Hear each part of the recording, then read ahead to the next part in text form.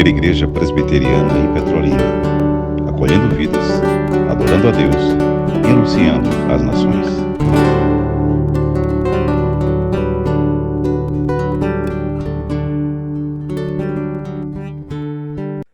Que o triuno e majestoso Deus, o Santo Pai, o Santo Filho e o Santo Espírito seja conosco. O Papai do céu é conosco. Carta de Deus aos Efésios, capítulo 4, o primeiro versículo se encontra assim: rogo-vos, pois, eu, prisioneiro no Senhor, que andeis de modo digno da vocação a que fostes chamados. Vamos ler todos mais uma vez? O texto está projetado. Vamos lá? Rogo-vos, pois, eu, o prisioneiro no Senhor, que andeis de modo digno da vocação a que fostes chamados. Deixe o texto aí. Meus irmãos e minhas irmãs, nós temos ali depois do rogo-vos o quê? Qual termo? Qual palavra? Pois. Poderia ser portanto. Dependendo da tradução, você vai encontrar portanto. Na Almeida Revista Atualizada, pois, nenhum problema, o sentido é o mesmo. Sabe por quê? Essa palavrinha pois ou portanto, ela é uma conjunção conclusiva. E vamos explicar. Ela é um termo que liga o que foi dito antes, capítulos 1, 2 e 3, com o que foi dito depois, ou vai começar a ser dito, os capítulos 4, 5 e 6. Entenderam agora? A palavrinha pois é um elo do cristianismo autêntico. Esse foi o sermão que pregamos aqui há 8 dias. Pois, ou portanto, é um elo do cristianismo autêntico. O cristianismo autêntico, ele só é autêntico se levarmos a sério essa conjunção conclusiva, que no texto aí tem pois, mas poderia ser portanto. É assim que Paulo começa o segundo bloco da carta de Deus aos Efésios.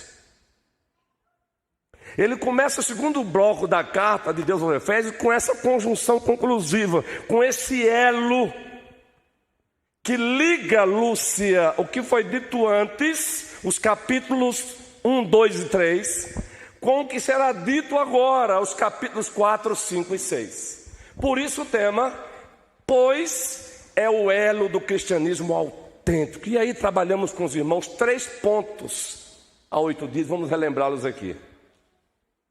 Pois, a palavrinha ali, ou portanto, é o elo da relação indissolúvel entre doutrina e vida. Existe uma relação indissolúvel. O que queremos dizer com isso? O que Deus uniu não se pode separar. Doutrina e vida, doutrina e prática. E esse pois, esse portanto, que é uma conjunção conclusiva, numa linguagem bem simples, um elo ou um termo que liga o que foi dito antes e o que foi dito depois, ele está aí para mostrar isso.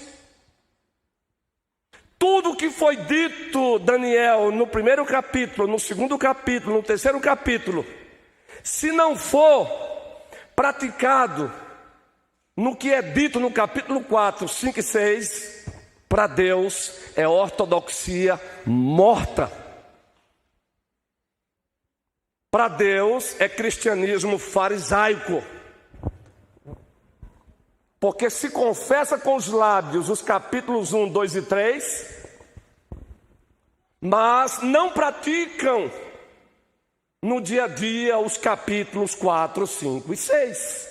Entendem a importância desse pois ou portanto? Pois é um elo da relação indissolúvel entre doutrina e vida.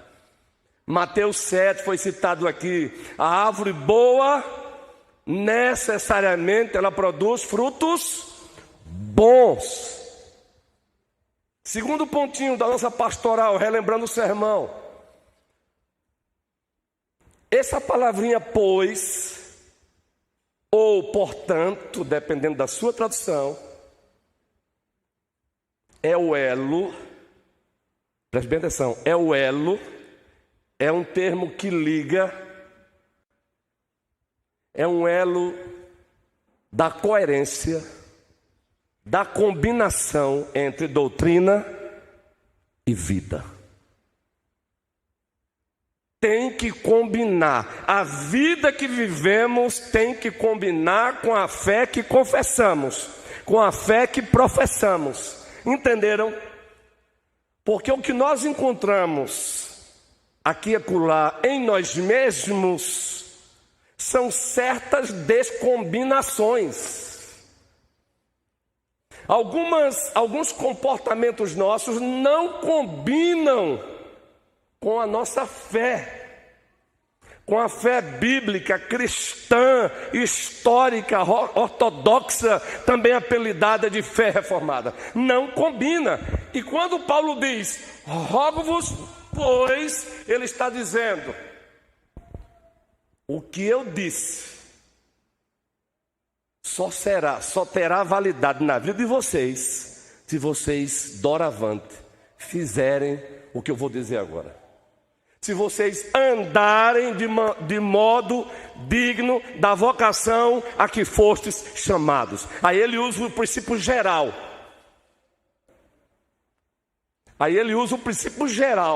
E no sermão da noite, vamos para o princípio particular. Ele vai agora esmiuçar o que significa andar de modo digno da vocação a que fostes chamados. Esse é o princípio geral.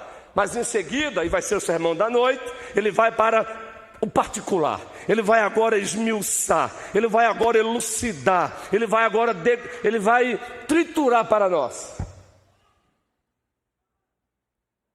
Pois é o elo de combinação, de coerência entre doutrina e vida. Como nós ficamos mais e mais assustados com a descombinação que muitos cristãos estão mostrando nesses dias entre a fé que professam e a vida que vivem. Uma descombinação, um divórcio gritante, ensurdecedor, gente. Você fica às vezes assim, sem ação com o que você vê. Nós não estamos falando aqui de perfeccionismo, uma doutrina pregada por alguns seguidores de John Wesley. Alguns seguidores de John Wesley, servos de Deus, cometeram o equívoco quando ousaram falar de santidade. Eles chegaram a pregar uma doutrina chamada de perfeccionismo, santidade plena aqui e agora. Não tem santidade plena aqui, é só quando Cristo voltar. Mas essa realidade, essa verdade não anula, não pode nos empurrar para a licenciosidade. Terceiro e último ponto que pregamos aqui, lembram? O primeiro já falamos, pois ou portanto é o elo da relação indissolúvel entre doutrina e vida. Não separa. Você não é cristão autêntico se você não pratica o que você confessa. Segundo, pois ou portanto é o elo de combinação, de coerência entre a doutrina e a vida. Se não há uma combinação entre o que você confessa com os lábios e a vida que você vive, A Bíblia chama isso, vai chamar você de hipócrita. A Bíblia vai chamar você de fariseu. A Bíblia vai chamar você, ou a mim, de mentiroso. O que é isso, pastor? É exagero? Não. Na primeira carta do apóstolo João, capítulo 2, o apóstolo, movido pelo Espírito Santo, disse o quê? Diácono Ronielson: se alguém diz que está nele, se alguém diz eu conheço, melhor dizendo, primeiro, se alguém diz eu conheço, mas, o mas aí, o mas é uma outra conjunção no português, é um outro elo, uma conjunção adversativa, uma conjunção de contrariedade. Se alguém diz eu conheço, mas não guarda os seus mandamentos, João o apóstolo, ele usou sofisma. Você é um mentiroso, simples assim. E ele não voltou para pedir desculpa, porque ele não estava ali falando coisa da sua mente, ele estava ali como porta-voz de Deus.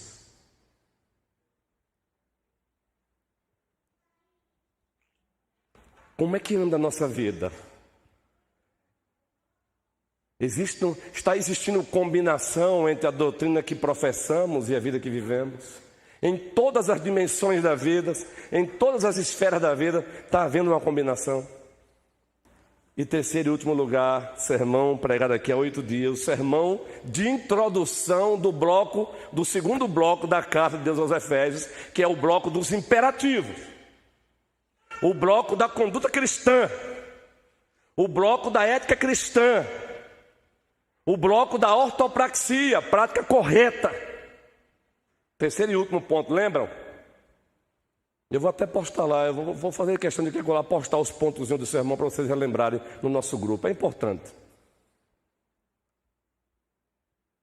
Pois, aquela palavrinha pois, lá no original grego, como também no nosso português, poderia ser também importante, é o elo. Se você quiser praticar o pleonasmo, aí não tem problema. Se você quiser praticar a redundância, não tem problema. Então, para ficar bem claro, o português coloquial, me permitam então rasgar aí um pouquinho, não tem problema. É o elo de ligação. A palavra elo é ligação. Mas me permitam fazer esse pleonasmo aí. A palavra pois ou portanto é o elo de equilíbrio entre doutrina e vida. Equilíbrio. Quem aqui se lembra de Mateus 23, 23? Cristo Jesus está diante dos seus compatriotas, censurando, sabe por quê? Eles davam dízimo da hortelã, do cominho, das hortaliças, mas eles deixavam de fazer o principal. Vejam, quando Cristo diz o principal, ele não está anulando o dever de dar o dízimo, de dar a oferta. Ele só está dizendo que no reino dele existe uma escala de importância, até mesmo nas doutrinas. Todas as doutrinas cristãs estabelecidas por Deus são importantes, mas algumas delas são muito mais importantes. Aí ele vai dizer lá, vocês dão um dízimo do cominho, disso, daquilo, mas vocês estão deixando de praticar o quê? Quem se lembra? Mateus 23, 23. Põe aí, eu quero ler com a igreja para encerrar a pastoral. Mateus 23, 23. Que texto esse? Aí você vê equilíbrio. Ai de vós, escribas e fariseus. Gente, que sermão. É porque nós estamos no pleno século 21. Quando nós estudamos hermenêutica, a arte e a ciência da interpretação, nós aprendemos logo de início que nós estamos num abismo cronológico. Por conta desse abismo cronológico de tempo, nós não percebemos o impacto que foi Cristo olhar para escribas e fariseus e chamá-los de hipócritas. A gente não sente um impacto hoje, mas preste bem atenção. Você chegar diante de uma turma que era respeitada, os escribas respeitadíssimos, os fariseus respeitadíssimos, mas chega um nazareno e diz, hipócritas. Ele estava chamando mesmo para o debate, meu irmão. Aí John MacArthur escreveu um livro, A Outra Face de Cristo. E ele escreveu esse livro, sabe por quê? Aqui e acolá, o Cristo que nos é apresentado em alguns púlpitos é um Cristo modelado, de acordo com os conceitos de amor do mundo. Não tem nada a ver com o verdadeiro. O verdadeiro amor com o amor verdadeiro, a tal ponto de amar dizendo hipócritas. Ele estava aí amando. Ele não estava odiando, ele estava amando. Hipócritas, por que dais o dízimo da hortelã, do endro e do cominho, e tendes negligenciado os preceitos mais importantes da lei? A justiça, a misericórdia e a fé? Devieis, porém, fazer estas coisas. Então ele recomenda, façam, continuam dando o dízimo, sem omitir aquelas. Isso é equilíbrio, Carlos. No plural, Carlos. Nós temos aqui 3 nesta manhã. 3 Carlos. Equilíbrio.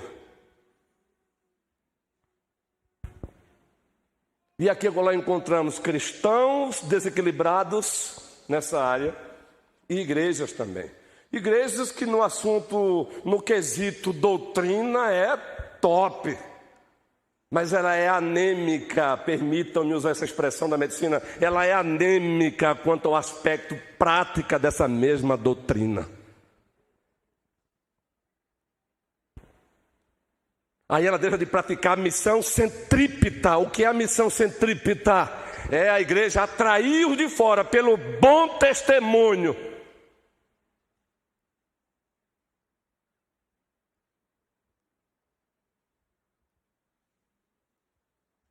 Pois, portanto, é o elo do cristianismo autêntico. E encerramos a pastoral, apenas citando João 13, assim encerramos o sermão. Não precisa abrir o texto, porque lá encontramos uma narração de Cristo lavando os pés dos seus discípulos, Luana. Luana, aquele serviço no primeiro século, para os judeus, Vinícius, era um serviço feito pelos servos dos servos. Ainda havia uma categoria de servos. E quem fazia aquele trabalho, olha, as estradas naquela época não era pavimentada como hoje. Então, o visitante que chegava com os pés todos empoeirados. E era um ato de acolhimento, era um ato de seja bem-vindo, o servo dos servos se aproximar e lavar os pés do visitante. Quem é que faz isso, gente? Quem é que faz isso lá? Ele, o Rei da Glória. Se vocês querem uma ilustração de Filipenses 5, apenas uma, a Bíblia interpreta a Bíblia. Vai para João 13, Filipenses 2,5. Tende em vós o mesmo sentimento que houve em Cristo Jesus, pois subsistindo em forma de Deus, não usou da usurpação, do direito de ser Deus, antes se esvaziou, abriu mão do direito. Aí você vê ele fazendo isso em João 13. Tirou o que tinha para tirar, pegou uma bacia, já pregamos um sermão assim em Cabo de Santo Agostinho há muito tempo. O cristianismo da toalha e da bacia, lembra como hoje? Foi esse o sermão que pregamos lá. O cristianismo da toalha e da bacia. E lavou os pés dos discípulos. Depois que ele terminou, ele olhou para os seus e disse: vocês me chamam Senhor e Mestre, e eu sou.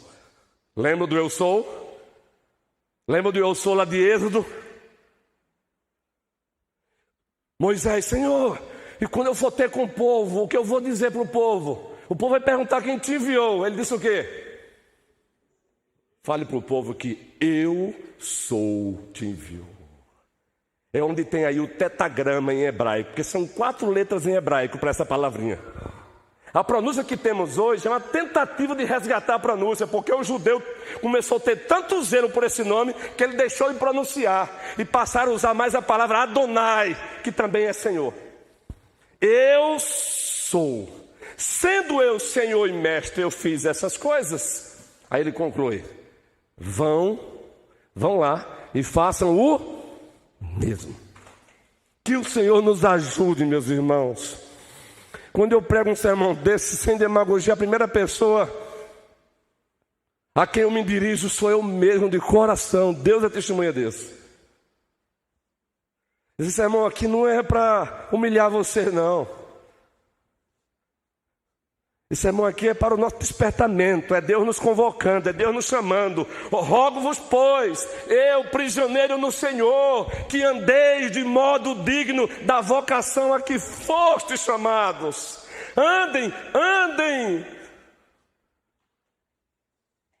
Que o Senhor nos ajude, ó majestoso Deus. Ajuda-nos. Que a primeira igreja presbiteriana de Petrolina, que é uma igreja para frequentar, muito mais uma família para pertencer, que ela ande de modo digno da vocação para a qual ela foi chamada. E sabe o que vai acontecer? Concomitantemente, ao mesmo tempo que ela vai, crescimento em qualidade, crescimento em quantidade para a glória de Deus. Então que o Senhor nos abençoe, porque falando em crescimento em quantidade, o nosso Ministério Zaqueu / Minha Cidade para Cristo, ou o Projeto Zaqueu / Minha Cidade para Cristo, neste mês será no dia 22 de novembro, uma terça-feira. Precisamos jogar um pouquinho para frente em virtude dos últimos acontecimentos, então uma questão de prudência. Dia 22, todavia estamos precisando de uma casa. Estamos precisando de uma casa. O último foi feito na Coab Massangano. Uma pessoa nos procurou para fazer lá novamente na Coab Massangano uma outra casa. Mas nós gostaríamos de fazer essa intercalação. Se tivéssemos uma pessoa aqui para o lado de cá, seria bom. Então nos procure ainda hoje. Se você mora numa casa térrea, num bairro normal, rua normal, nos procure ainda hoje daqui para a noite. Você não vai gastar nada. Você não vai gastar nada. A igreja leva o coffee break. Só queremos o espaço. Pode ser? Eu vou aguardar então. Procure-nos até às 18 horas. Aliás, até às 20 horas estamos aqui. Veja a sua rua, tem uma questão de estratégia também. Veja se a sua rua também não é muito isolada do povo. Porque tem rua que é isolada mesmo. Você vai chegar lá e vai falar no eco apenas. Então veja a sua rua e nos procure, por favor. A gente não vai parar, é só o começo. Tá bom? Este ano é a igreja nas ruas. O ano que vem, igreja nas ruas, nas praças e nas casas. Que o Senhor nos abençoe. E queremos aproveitar ainda a pastoral e louvar a Deus pelo nosso ministério de família. Trabalhou e aconteceu. Deus seja louvado. E foi uma bênção.